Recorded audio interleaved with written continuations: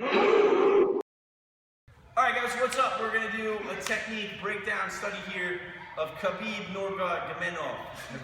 Hopefully I said his name correctly. Listen, if he's listening or watching, hopefully I don't offend him, because he absolutely beasted Michael Johnson, and we're going to check out this technique. Alright, it is somewhat of a wrestling position. Alright, so tune in here. Got my partner Ali. If you notice, if you're seeing the fight, he has Michael Johnson, who's an excellent wrestler in his own right, basically pinned to the cage, or he has his back close to being pinned to the cage. Okay? So he's here. He has him in. Michael Johnson is in a position where he's somewhat sitting into him. Right? We call this a sit-in in wrestling sometimes. So he's sitting in, he's on that hip. Alright, now, a jiu-jitsu person might want to throw this hook and look for a backlash immediately. Alright? But Khabib, I think, understood the value of not being able to go any further because his back was to the cage here, and he effectively utilized a pinning technique. Okay? What did he do? He had this one hook here, and he had this hand looped into what we call a wrist control in wrestling. Now he's making him pay, all right? As soon as Michael Johnson would build up, all right, what he would do is he'd grab two hands on the wrist, and he'd completely flatten him. And now he'd come here, he'd make him pay, Michael Johnson would base up, go back, and flatten him out.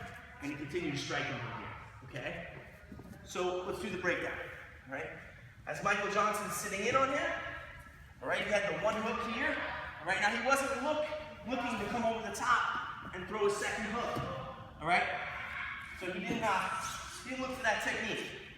Instead, what he did is he looked to keep him pinned, keep him close, and within range of his striking power.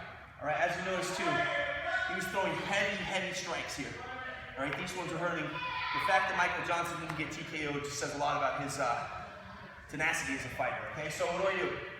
I have one hook in. On the opposite side, I have a wrist control.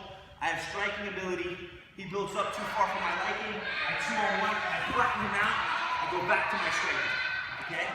So, if you're an MMA guy, all right, I mean, the writing's on the wall right there. Amazing technique, amazing controlling technique to hold his partner down, his opponent down. And you can see the similarity between wrestling.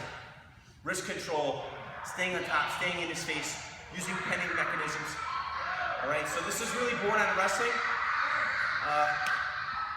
Any questions, any comments?